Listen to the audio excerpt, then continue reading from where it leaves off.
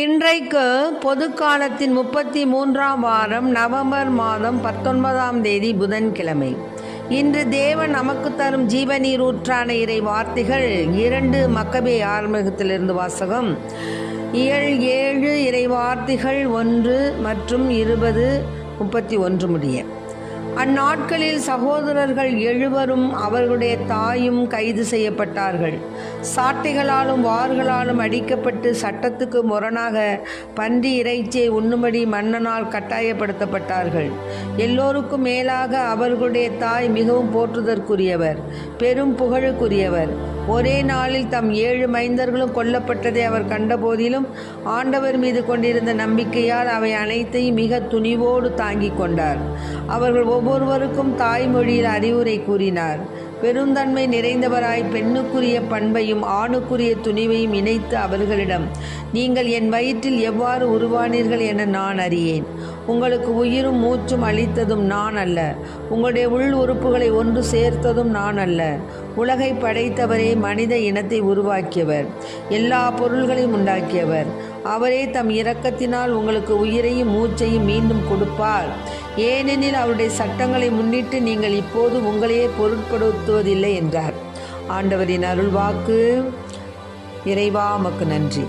என்னோடு நீ பேச வந்தாய், என் வாழ்வை நீ மாற்றி நின்றாய். என்னோடு நீ பேச வந்தாய், என் வாழ்வை நீ மாற்றி நின்றாய்.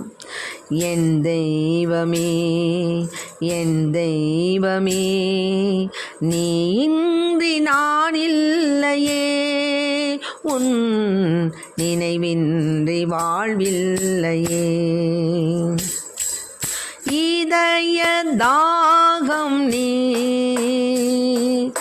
இருளில் தீபம் நீ, உதய காலம் நீ, உறவின் பாலம் நீ. தள்ளாடினான் தடுமாறினேன், கண்மூடினான் வழிமாறினேன். தீராத துன்பங்களில் நீ தாயாகி தாளாட்டினான். என்னோடு நீ பேச வந்தாய், என் வாழ்வை நீ மாற்றி நின்றாய்.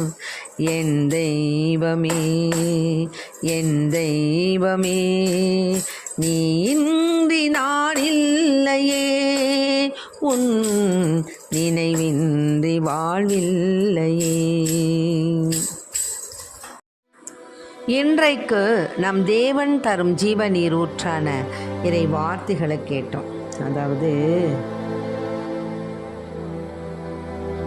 7 சகோதரர்கள் தாய் கைது செய்யப்பட்டாங்க. ஏன்னா இறைவனை அவர்கள் போஷித்தார்கள், இறைவனுக்கு புறமான காரியம் செய்வதில்லை என்றும் அந்த அந்தியோக்கு மன்னனுக்கு எதிராக அவனுடைய மன்றாட்டுக்கு இணங்காததினாலே அவர்களை என்ன செஞ்சான், கைது செஞ்சான். கைது செஞ்சாலும் அந்த தாய் என்ன செஞ்சாங்க, பெண்ணுக்குரிய பண்போடும் ஆணுக்குரிய துணிவோடு இணைந்து அவர்களுக்கு நல்ல பல வார்த்தைகளை சொல்லி அவர்களை இறைவனிடத்தில் நிலைத்து நிற்குமாறு, அதாவது என்ன சொன்னாங்கன்னா, இந்த உலகை படைத்தவர் தேவன்தான், நீங்கள் உங்களுக்கு எப்படி உருவானீங்கிறது எனக்கு தெரியாது, உங்களுக்கு உயிர் மூச்சு கொடுத்தவர் உள்ளுறுப்புகளை ஒன்று சேர்த்தவரும் தேவன். அப்படிப்பட்டவர் என்ன செய்வார், தமது இரக்கத்தினால் உங்களுக்கு உயிரையும் மூச்சையும் மீண்டும் கொடுப்பார். அதனால் நீங்கள் இவங்க சொல்கிறதுக்கெல்லாம் பயந்துடாதீங்க அப்படின்னு சொல்லி அது தாய் அவங்கள அஞ்சாதே, ஆனால் நீ உன் சகோதரர்களுக்கு, அதாவது என்ன செஞ்சார், ஒவ்வொரு குழந்தையா ஒவ்வொருத்தனையாக என்ன பண்ணார், அந்த அந்தியோக்கு ஒவ்வொருத்தனையாக கொலை செய்வதற்கு துணிஞ்சார். கடைசியாக என்ன பண்ணார், இந்த அந்த நேரத்தில் அந்த அம்மா, மகனே, என் மீது இரக்கங்கள், 9 மாதம் உன்னை என் வயிற்றில் சுமந்தேன், 3 ஆண்டு உனக்கு பாலூட்டி வளர்த்தேன், இந்த வயது வரை உன்னை பேணி காத்து வந்துள்ளேன். குழந்தாய், உன்னை நான் வேண்டுவது விண்ணையும் மண்ணையும் பார், அவற்றிலுள்ள அனைத்தையும் உற்று நோக்கு. கடவுள் இவை அனைத்தையும் ஏற்கனவே இருந்தவற்றிலிருந்து உண்டாக்கவில்லை, இவ்வாறே மனித இனமும் தோன்றிற்று என்பதை நீ அறிந்து கொள்வாய். இந்த கொலைஞனுக்கு அஞ்சாதே, ஆனால் நீ உன் சகோதரர்களுக்கு ஏற்றவன் என மெய்ப்பித்து காட்டு. இறைவனின் இரக்கத்தால் உன் சகோதரர்களோடு உன்னை நான் திரும்ப பெற்றுக்கொள்ளும்படி இப்போது சாவை ஏற்றுக்கொள் அப்படின்னு அந்த அம்மா அவ்வளவு சொல்லியிருக்காங்க. சொல்லி அந்த குழந்தைகளை எல்லாம் தன்னுடைய கண்ணுக்கு முன்பாக அவன் கொலை செஞ்சாலும் ஆண்டவருக்கு முன் அவர் மகிமையுள்ள பெண்ணாக ஏற்றுக்கொள்ளப்பட்டார். அதனால தான் தேவன் அவர்களை தன்னோடக்கு ஒரு சாட்சிய மக்களாக அவர் நிறுத்தினார். இன்றைக்கும் இந்த மாதிரி நிருபத்தில் படிக்கக்கூடிய அளவுக்கு அவர்களுடைய வாழ்க்கையை இந்த வரலாற்றில் பதிப்பிச்சு வச்சுருக்கிறாரு, புதுப்பிச்சு வச்சுருக்காரு ஆண்டவர். ஆகவே நாம் என்ன செய்யணும்? தேவனுக்கு ஏற்புடைய பிள்ளைகளாக வாழணும்.